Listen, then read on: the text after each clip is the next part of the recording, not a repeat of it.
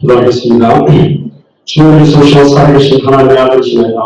하나님 요한복음 8장 1절에서 11절 본문을 통하여 너희 중에 죄 없는 자가 먼저 돌로 치라는 제목으로 하나님의 말씀을 선포하기를 소원합니다. 오늘도 부족한 종의 말씀이 전달되는 것이 아니라 정말로 하나님이 오늘 이 시간 이 자리에 주시기 원하는 스리랑 그를 살리기 원하시는 중요한 음성이 전달되어지는 메시지가 되도록 축복하여 주옵소서. 감사드리며 승리하신 주 예수 그리스도의 이름으로 기도드리옵나이다. 오늘 제목이 너희 중에 죄 없는 자가 먼저 돌로 쳐라라는 제목으로 말씀을 하고 있습니다.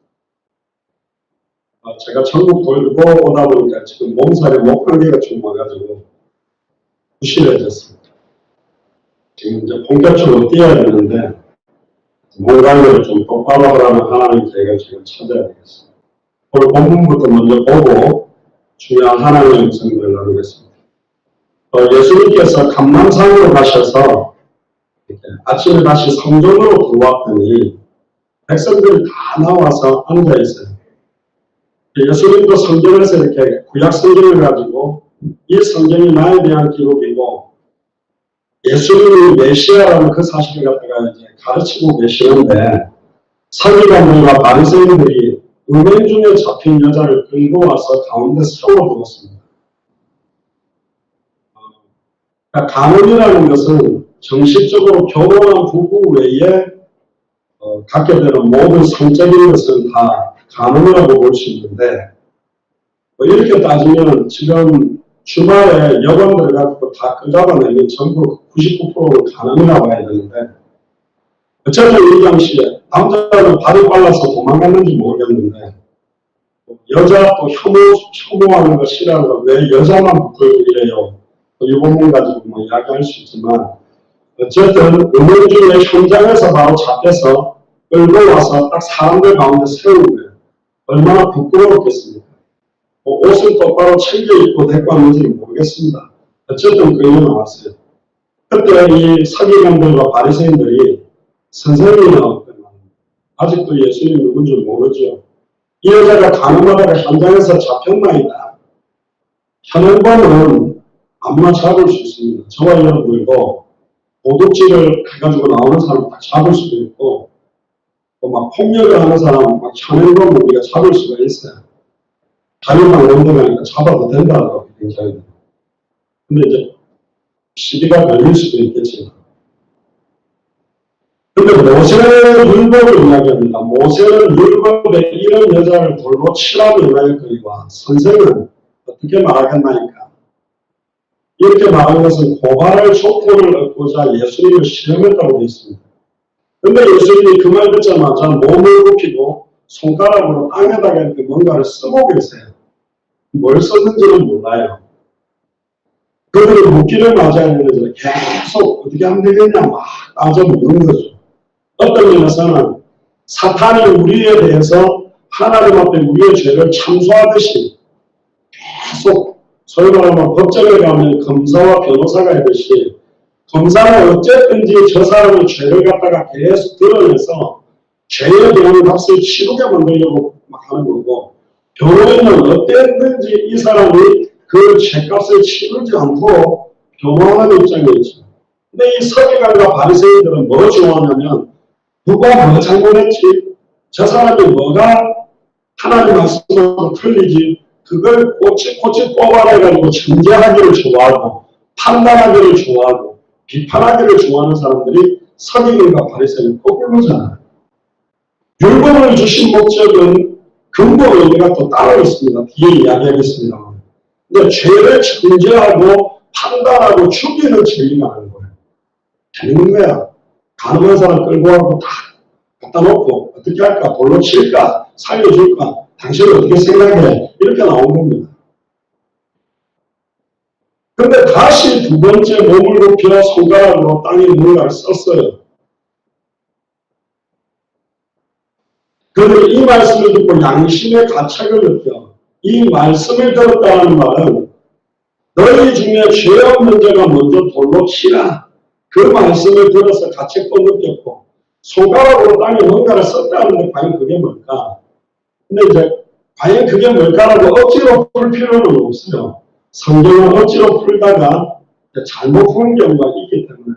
그러나 대충 어떨 것이다. 신학자들은 이런 거 풀어내는 걸 되게 좋아하거든요. 죄송합니다. 쓸데없는 데만 집중하고 불신자의 생명전에서 살리는 데 관심 없고 이게 뭘까? 너 뭐라고 생각해? 이런 변론 이런 거 찾아내고 아무리 찾아내도 그건 정답이 아니에요. 성경이 희미하게 말하면 우리도 희미하게 하고 성경이 선명하게 말했으면 선명하게 하면 돼요. 칼빈이 주장한 건데 구절에 보니까 그들이 이 말씀을 듣고 양심의 가책을 느껴 어른으로 시작하여 젊은이까지 그 어른부터 젊은이까지 이 여인을 돌로 쳐서 죽이려고 모인 겁니다.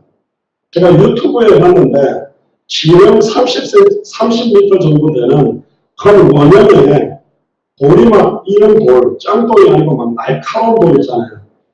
건물을 갖다가 부수고 나면 막 날카롭게 생긴 돌덩어리가 가득 차있고 정중앙에는 이게 한 사람 앉을 수 있는 공간이 있어요. 애기 엄마가 딴 남자랑 가늠하다가 잡혀온 여자를 아예 자루에다가 집어넣어가지고 겉을 묶어버립니다. 그러니까 보자기 하나가 있는 쌀자루 같은 거. 거기다가 이제 사람들이 중앙을 향해서 막 돌을 던지더라고요. 그러니까 좀 있으면 막 포대가 완전 피투성이가 되는 거죠. 그냥 앉혀놓고 던지라 그러면 막 너무 혐오스러워 할까봐 안 묶어놓고 돌로 쳐서 현장에서 바로 죽이는 그런 시대가 이 시대고 지금도 모슬렘권에서 극단주의자들이나 원리원칙적으로 믿는 사람들은 어린아이가 빵나무 훔쳤더니 진짜 발을 갖다가 자동차에다가 깔아가지고 지나가게 만들었거든요. 뼈를 부숴버려요. 자르지는 않더라고. 오른손을 건조하면 잘라라 그렇게 되어 있는데 자르지 않고 차바퀴 밑에 대고 그냥 바퀴로 갈아버려요. 참 지도가죠. 왜? 그렇게 하면 다시는 안 할 거니까. 효과가 되는 분들이 있어요. 중국에서는 마약하다가 잡히면 하든지 팔든지 하면 사형을 시켜버리거든요. 그럼 안 하냐? 해요. 외국 나가서 다 해. 그렇게 한다고 해결되는 게 아니에요. 예전에 필리핀에서도 마약을 하거나 파는 사람들 같은 거 죽여도 좋다라고 아예 국가에서 허락을 했어요.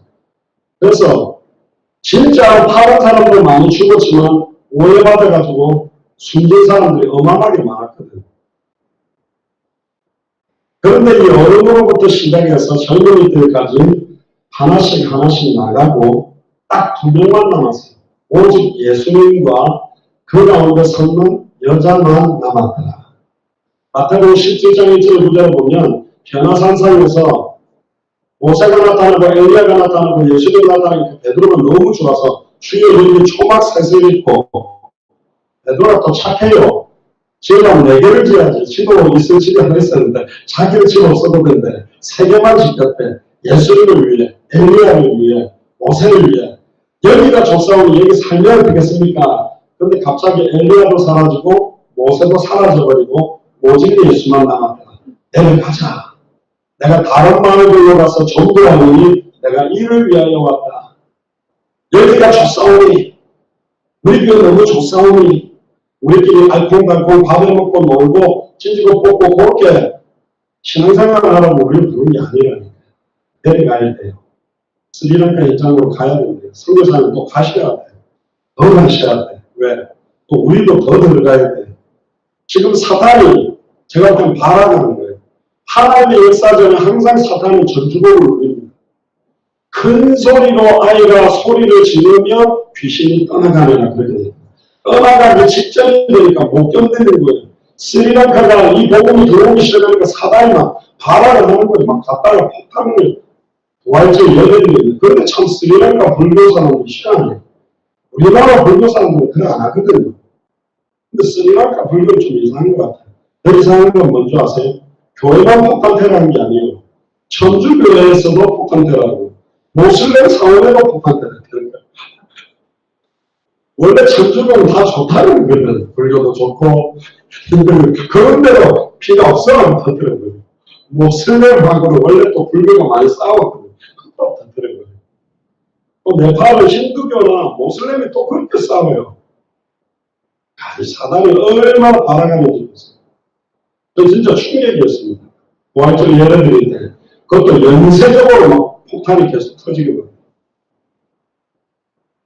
다 사라지고 어떤 면에서는 반만 우리를 죄를 가지고 참소하는 저 장영환 목사처럼 얼마나 성격 더럽고 추악하고 더러운 죄인지 압니까? 막 참소하는 모든 자들이 다 떠나가 버려요. 오직 예수님과 그 가운데 섰는 여자, 이 여자가 누굴까요? 가늠한 여자가 아니라 지금 우리를 말하는 나를 말하는 거예요. 오직 예수와 그 가운데 섰는 나만 남았다. 할렐루야. 잘됐지. 설교한 바리새인이 다른 데로 끌고 갔으면 죽었을 건데 예수님께 끌고 왔기 때문에 하나님을 만난 거예요. 할렐루야. 죄와 저주에서 해방받을 수 있었고 사탄과 마귀 귀신에서 승리하게 된 거예요. 사람들한테 이야기하지 마세요. 어디로 가서 답이 없다니까. 전반적으로 요즘 현대 사회를 살아가는 분들이 유튜브에서 수많은 메시지를 찾아다니는데 반항하는 거예요. 어떤 목사님 좋고 어떤 거 다 좋아요. 분당 우리 교회인가? 상암목사 교회인가? 그 두 교회가 가장 좀 좋다고 인정만 저는 못 들어왔습니다. 설교를 하지. 좋은 메시지들이 많습니다. 그런데 찾으실 때 목사가 어떻게 설교하느냐가 답이 아니고 예수가 그리스도는 복음이 나에게 답이며 예수를 그리스도로 영접한 순간에 그 예수 그리스도의 영 성령이 나와 함께 계시는 비밀로 모든 해답과 결론이 나는 것이지 목사가 설명을 좀 잘하면 힘이 되고 못하면 힘 빠지는 수준으로는 세계복음을 못합니다. 하나님의 66권에 살아있는 말씀 잡으면 승리한다니까. 한 번 기름 부음을 받으면 다시는 가르칠 필요가 없는 완전한 기름 부음이고 그가 친히 우리를 가르치시고 깨닫게 하시고 생각나게 하셨어요. 오직 예수와 그 가운데 섰는 나만 남았다. 오직 예수님과 나밖에 없는 거예요. 이분이 나와 영원히 임만을 가는 거예요. 남편도 솔직히 아닙니다. 아내도 솔직히 아니요. 자식도 아니랍니다. 너무 거기에 기대를 걸었더니 남편 때문에 상처가 되는 거고 아내 때문에 상처가 되는 거고 자식 때문에 상처가 되는 거예요. 오직 예수와 그 가운데 섰는 나만 남았다. 할렐루야. 이거는 다 배척하라는 말이 아니에요. 전적으로 부패하고 타락하고 무능하고 연약한 존재라는 걸 알고 우리를 공격하는 거예요.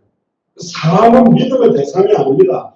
공격하고 섬기고 도와야 될 대상이지 우리가 믿고 의지할 분은 한 분이에요. 오직 예수. 할렐루야. 오직 예수가 바로 나의 그리스도가 되셨잖아요. 나를 하나님 만나게 만드셨잖아요. 나를 과거 현재 미래 모든 죄와 저주에서 해방시켰잖아요. 나를 공격하는 사탄의 머리를 박살내게 만드셨잖아요. 10절을 보세요. 예수께서 일어나서 여자 외에 아무도 없는 것을 보시고 할렐루야. 우리 외에 아무도 없습니다. 우리를 공격할 자 없어. 우리를 참소할 자 없어요. 우리를 비판하고 판단하고 정죄할 자는 없다. 이건 니골라당들이 하면 안 돼. 죄시건 지으면서 누가 나를 정죄해? 이제 그러면 성경책하고 빼야 됩니다. 성경책으로 빼기도 아까워. 이 니골라당들이 막 그건 다 배반. 누가 나를 정죄해? 예수님도 다 나를 용서했는데. 얼마 전에도 그런 문제가 있었잖아요. 직접적으로 피해를 입은 사람들은 사과도 안 하고 하나님은 내 죄 다 용서했다. 룰루랄라. 옛날에 어떤 사람이 영화를 하나 만들었죠. 용서하기 위해서 다 교도소에 있는 그 범죄자한테 가서 용서를 했더니 용서할 필요 없어. 나는 이미 용서받았어. 하나님 앞에 기도하니까 용서 다 했다. 그러니까 이 사람은 이빨을 열고 가면서 교회에서 예수를 믿는다는 인간들이 피해를 준 사람에게 직접적으로 사과와 용서와 잘못을 인정도 안 하고 지 혼자 해방받았다고 막 자유함을 누리는 모습에 막 이중적인 잣대를 갖다 주고 있는 교회 모습으로 보고 막 혐오하는 그런 영화가 있고 저도 그런 부분 많이 있어요. 목사님들도 이상한 사람 많아요. 자기는 방탄이야. 자기를 정죄하지 못하게 만들고 남만 정죄하는 사람도 많아요. 또 거꾸로 남도 정죄하고 자기도 정죄하는 사람이 있어요. 이 더러운 세상 다 썩었고 나도 썩었다. 그런 데서 나는 순수하고 다른 인간들은 다 더럽대. 나만 깨끗해. 또 어떤 사람은 나도 순수하고 다른 사람도 순수하게 보는 사람. 순정파인지 모르겠는데. 그럼 뭐가 맞냐? 나한테도 복음을 적용하고 다른 사람들에게 복음을 적용해요. 우리는 아직도 죄성을 가지고 추악하고 더러운 실체를 합니다. 그런데 의롭다함을 받았어요. 여러분들 죄인과 하나님의 영은 함께할 수가 없습니다. 하나님의 영이 내 안에 영원히 함께한다는 말은 우리의 죄와 저주가 해방될 거예요. 아직도 나의 기질은 죄성이 있고 인간적이고 아직도 사람을 정죄하고 판단하고 막 이런 체질이 있는데도 그리스도의 보혈의 능력이 우리를 구속하셨답니다. 그리고 우리가 의롭대요. 옆 사람 한번 보세요. 의롭게 생겼는지.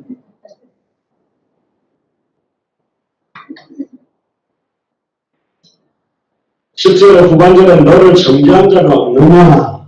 11절에 대답하되 주여 없나이다. 할렐루야.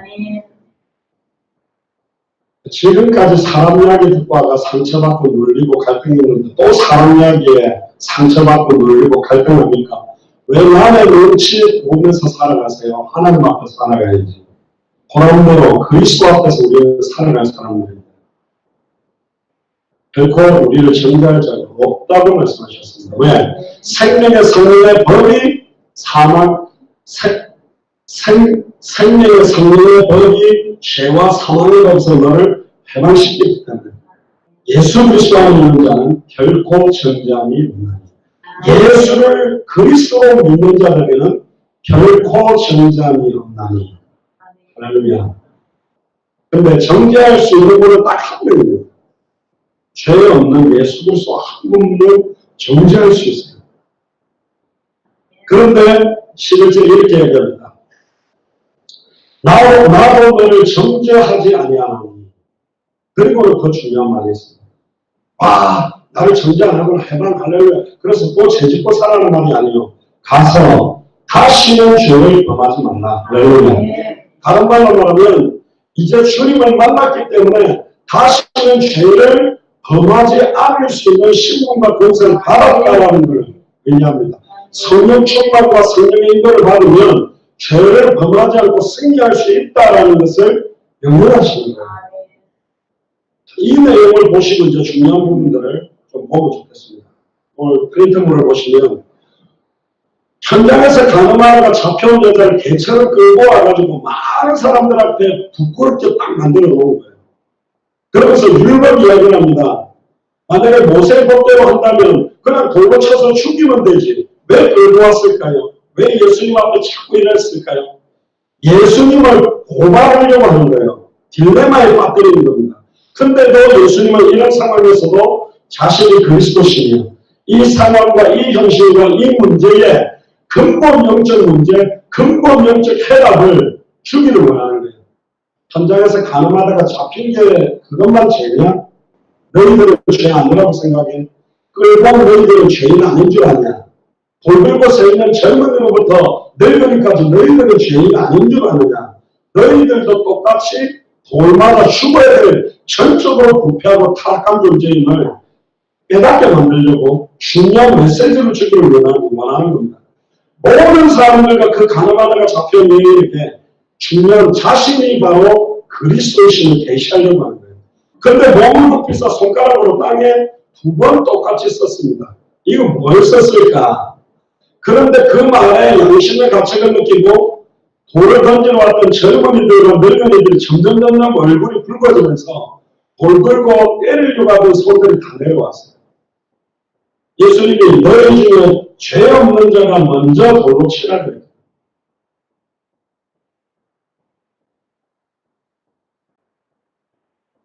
근데 한 명씩 다 부끄러워서 떠나갔어요. 왜 떠나갔을까?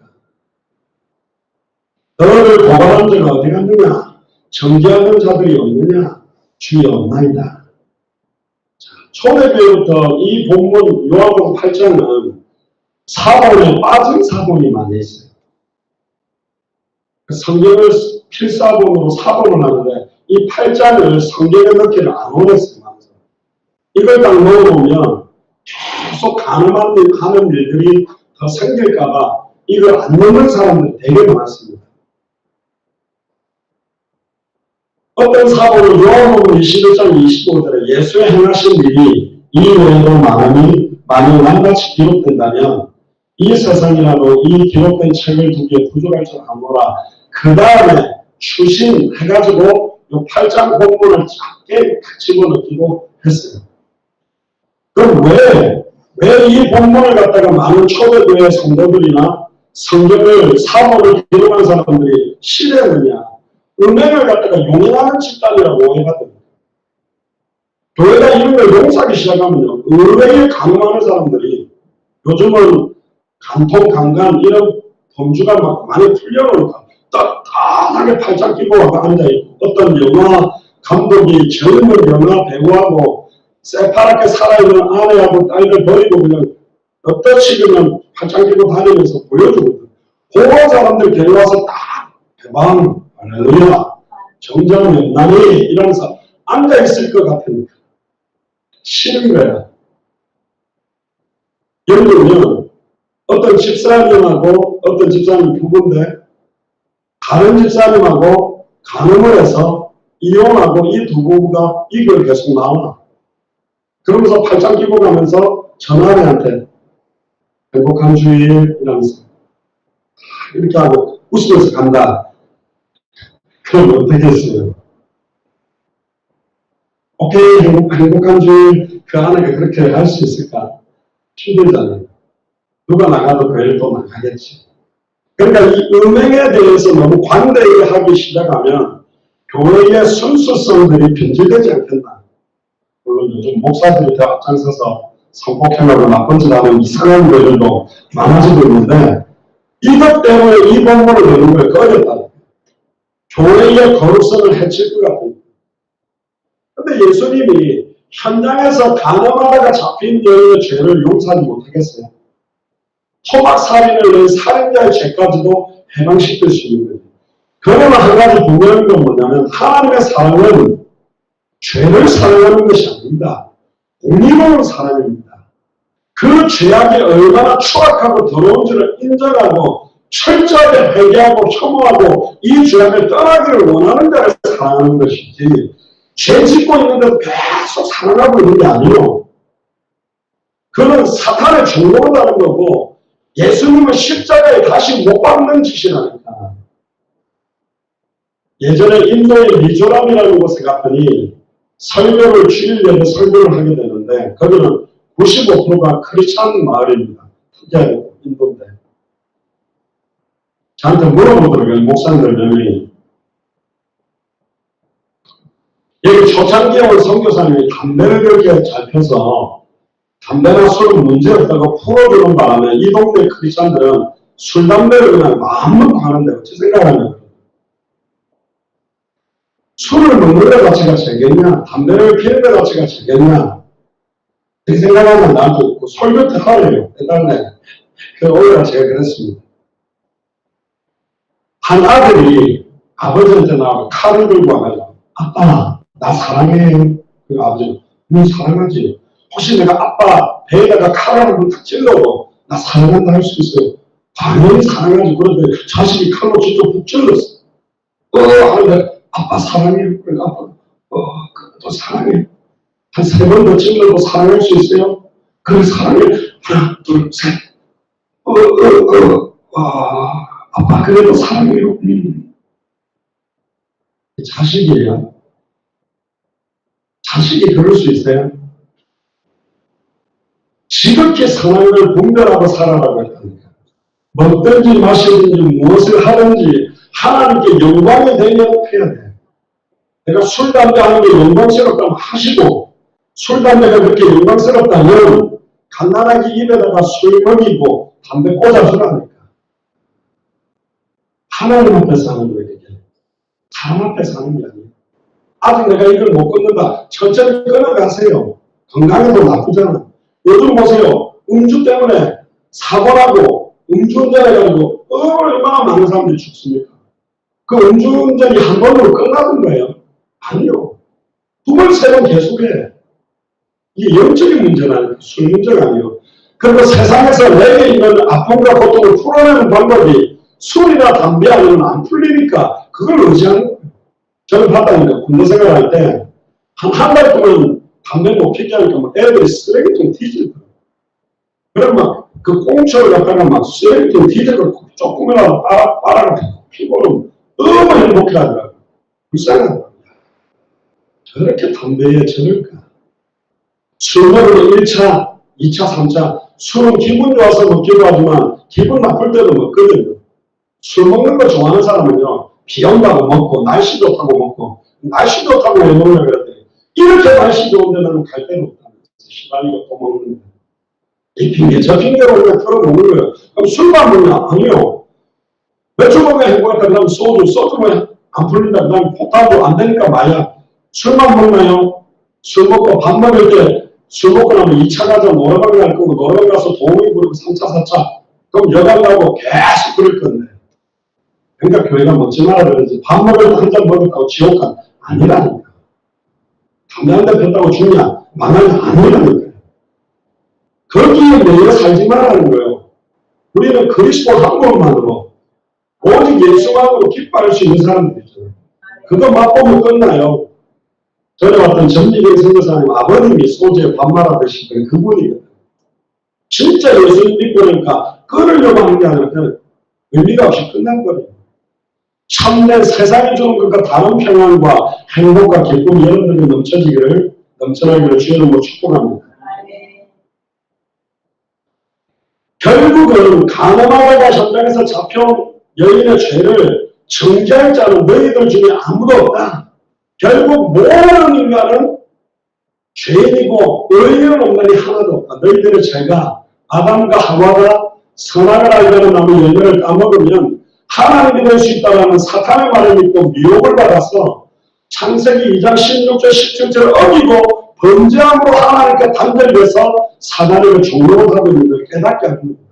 육신적인 가늠만이 가늠이 아니고 하나님보다 더 사랑하는 것이 영적 가늠이고 무상수임이에요. 하나님께 의지하는 것보다는 막 내가 막 연속극 보고 게임하고 막 야동 보고 또 막 놀러 다니고 막 이게 너무 더 크다. 그것 자체도 가늠이에요. 예수님이 바닥에 뭘 썼을까? 잘 모르겠어요. 뭘 썼을까? 그런데 아마 이런 걸 쓸 수도 있어. 제일 먼저 막 찾아왔던 바리새인 사두개인 막 며칠 사람은 옛날 어릴 때 제가 들었던 소리입니다. 너 몇 년, 몇 월, 며칠 무슨 여관에서 누구랑 같이 들어가는 거 나 봤는데 너는 저 부산에서 해운대에 네 아내 놔두고 이렇게 돌아다니는 애가 아는데 해운대? 그렇게 했을 수도 있다. 이런 말도 있고 또 반대로는 원수를 사랑하라. 내 이웃을 네 몸과 같이 사랑하라. 그런 내용도 썼을 수도 있고 뭔지는 잘 모르겠어요. 근데 어쨌든 예수님이 죄 없는 자가 먼저 돌로 치라고 손가락으로 땅에 뭘 쓰는데 한 명씩 사라져버렸어요. 뭘 쓰셨을까? 특히요 골로새서 2장 13절에 보면 우리 주님은 모든 죄를 사하셨다고 선언했습니다. 히브리서 10장 12절에 보면 오늘 그리스도는 죄를 위하여 한 영원한 제사를 드리고 하나님 우편에 앉으셨다.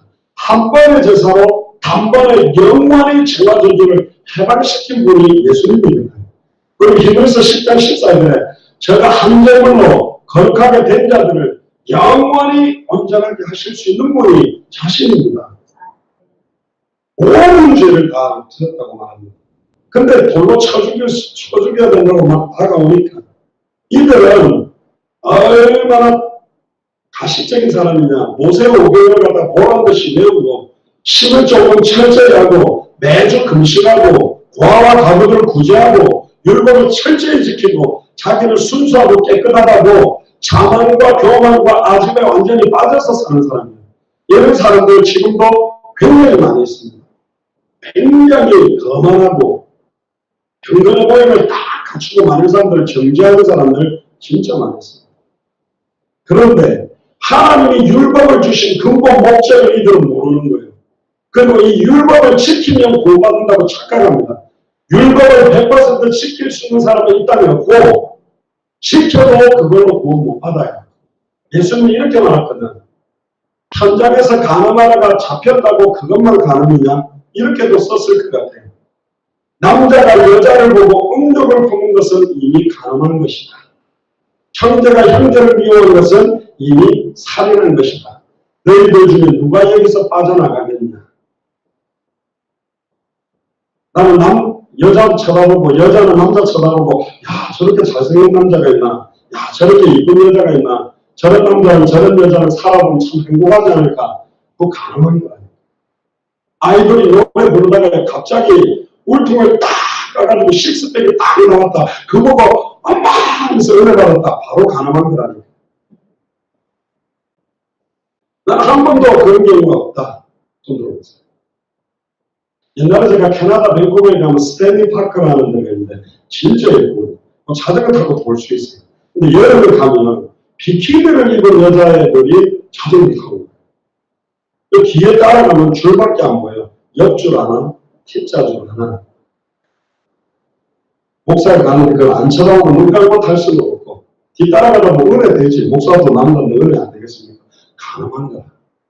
그럼 나는 한 번도 그런 감정이 없었다. 그 사람 둘 중에 하나예요. 우성애자라고 있거든요. 성욕 자체가 없는, 감각이 없는 약간 병원 가야 될 사람 말고는 다 강간범이에요. 따라서 나는 강간범이다. 다 가늠자라니까. 형제가 형제를 보고 미워하고 살인한 거예요.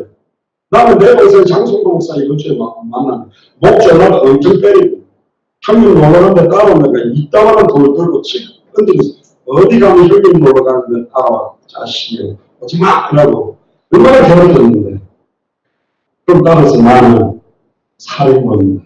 누가 봐도 그런데 그 남자가 여자를 보고 음욕을 품은 간음 때문에 우리가 망하는 게 아니고 형제가 형제를 미워하는 때문에 망하는 것이 아니라 하나님의 말씀을 정확하게 알지 못하고 믿지 못하고 순종하지 못하고 아담과 하와가 사탄의 미혹을 받아 범죄하고 하나님과 단절됐다는 거예요.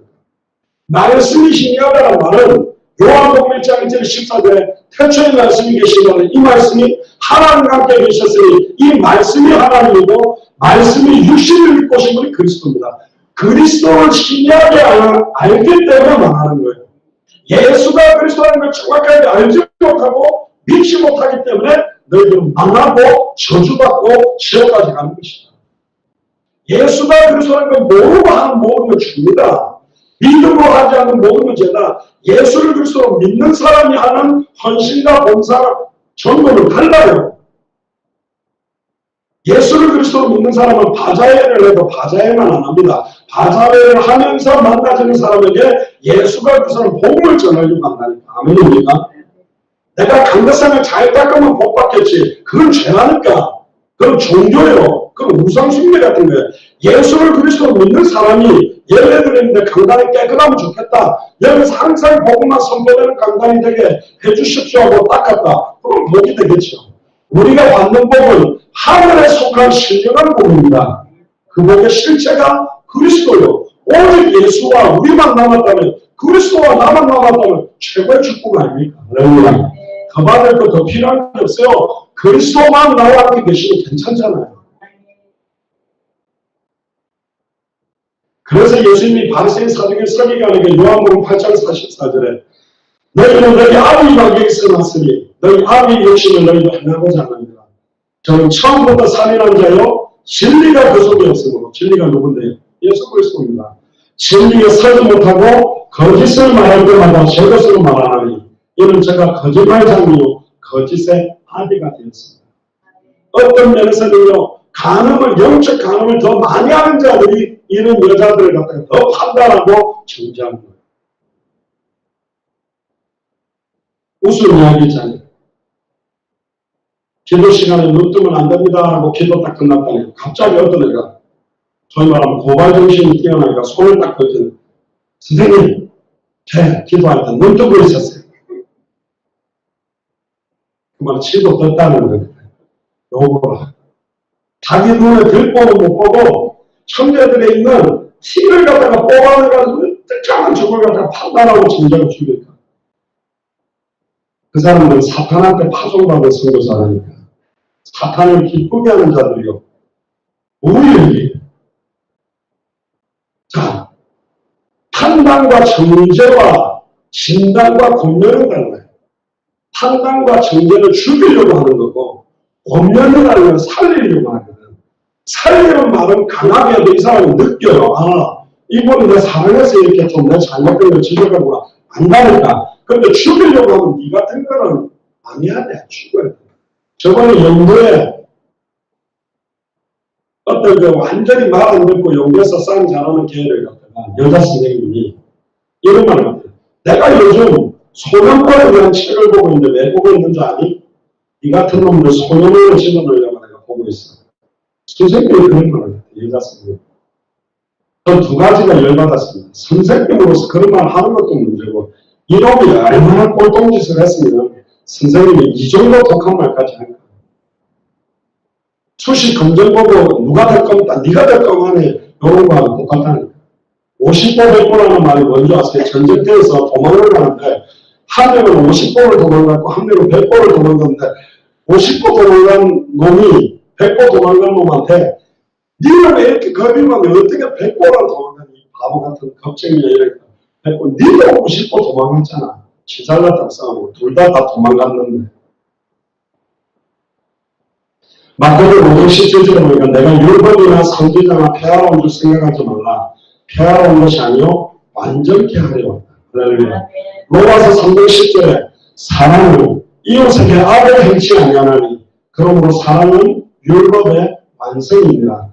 이 사랑은 인간적 사랑이 아닙니다. 십자가의 사랑. 할렐루야. 그 사랑을 예수를 우리 교회가 예수 사랑교회잖아요. 예수 사랑의 내용이 예수가 묘사하는 성경의 복음이요.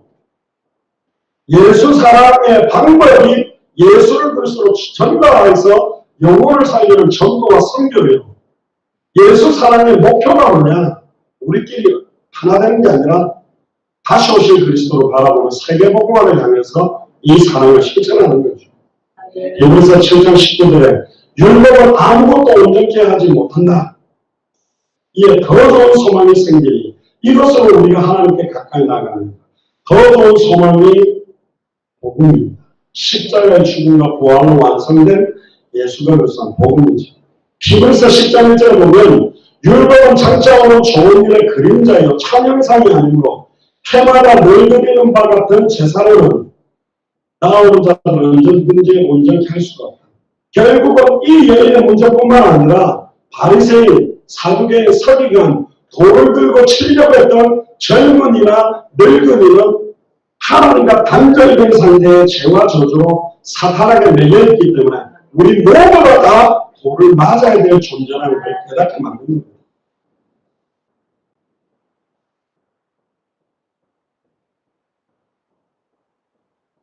레위기 4장 5절에서 6절에 보면 예수님이 손가락으로 무슨 글자를 썼는데 어떤 손가락일까를 집중하고 있는데요.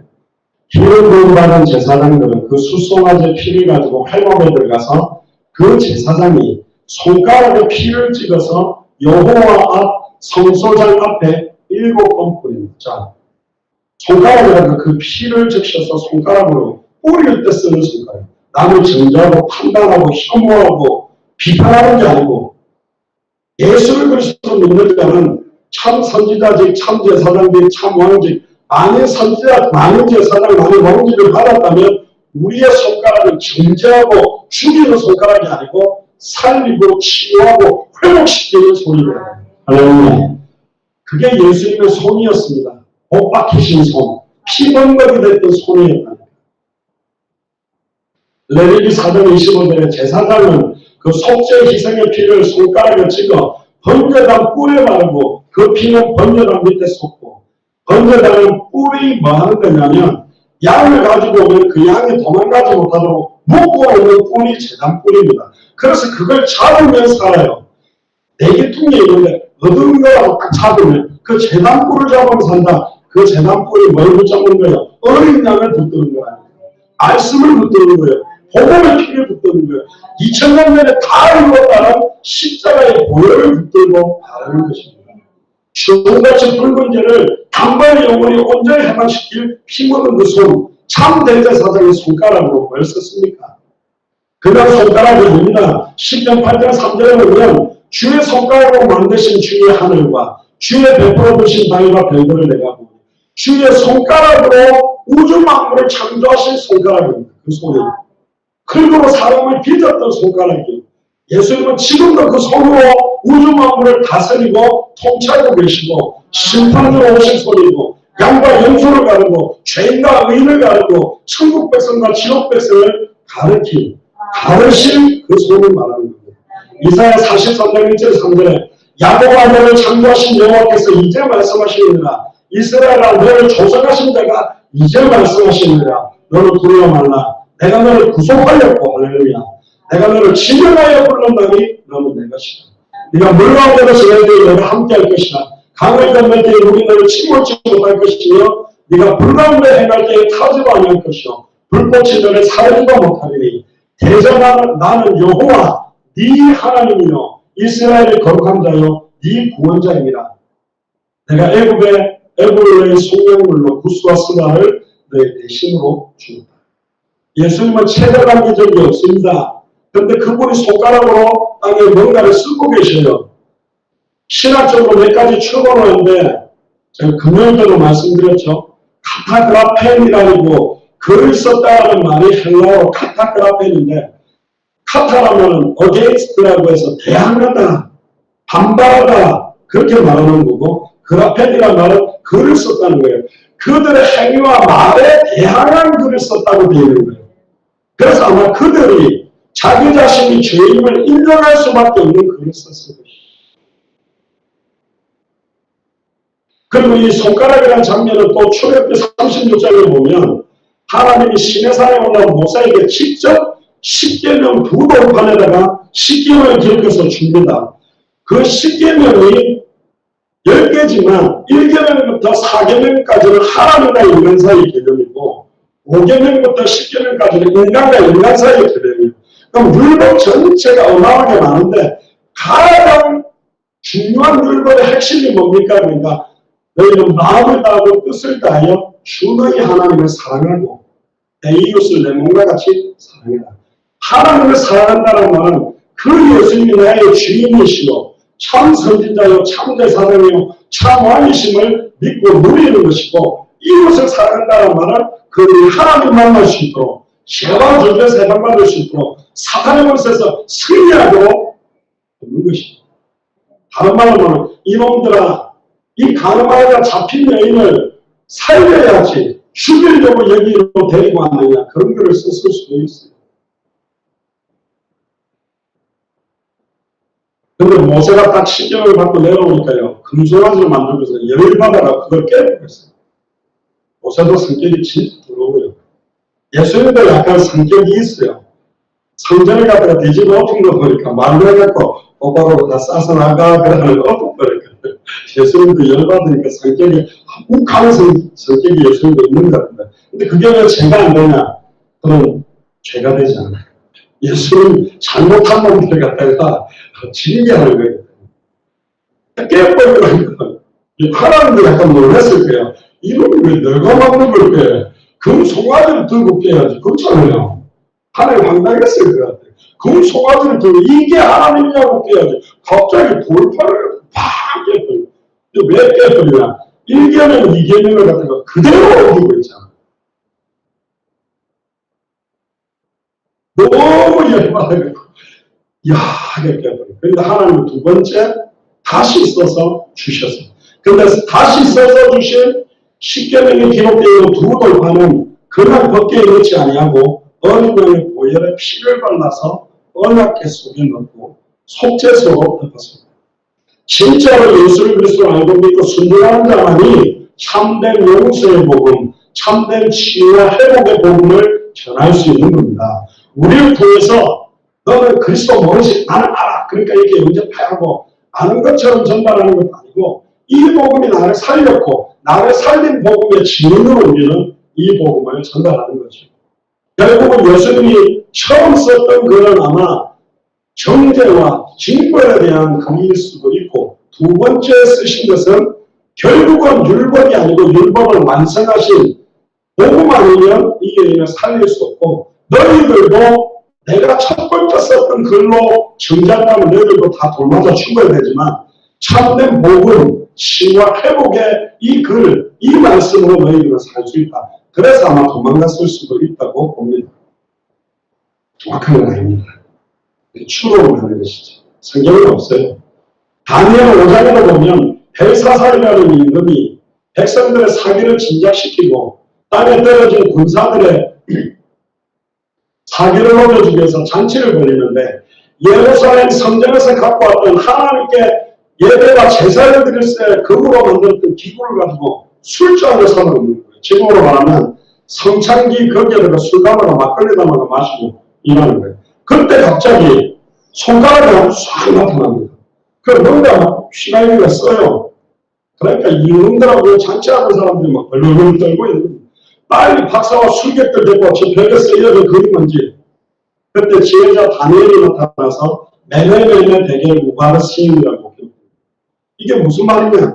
하나님이 당신을 임금자리에 주고 이 왕조를 축복하려고 당신이 이 왕조를 끌어갈 만한 수준이 되는지 하나님이 다 보고 무게를 재보니까 이 왕조를 유지할 수준이 안 되고 이 왕조가 무너질 것이라고 선언합니다.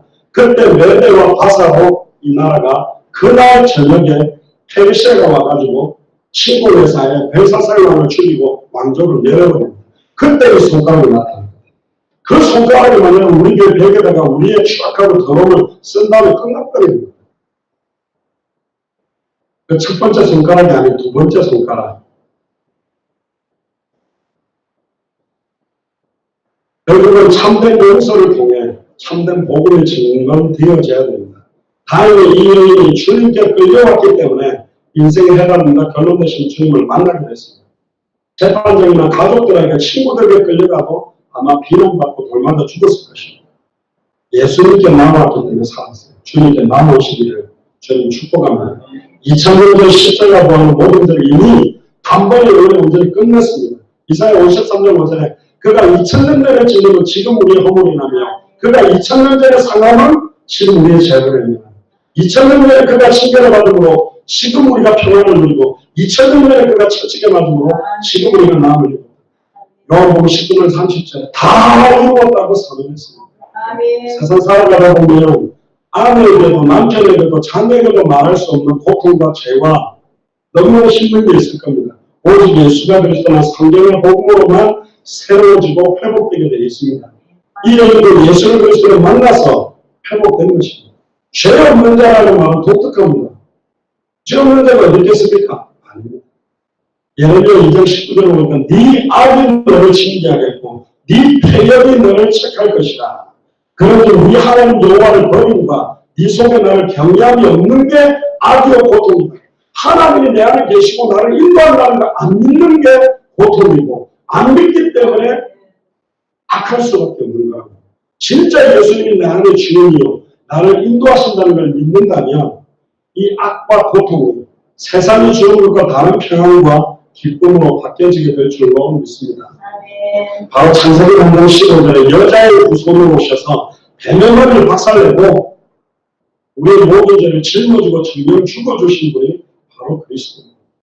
예수님도 정죄하지 않았습니다. 왜? 너희의 허물과 죄는 이제 끝났다. 너희의 가학화 문명도 이제 끝났다.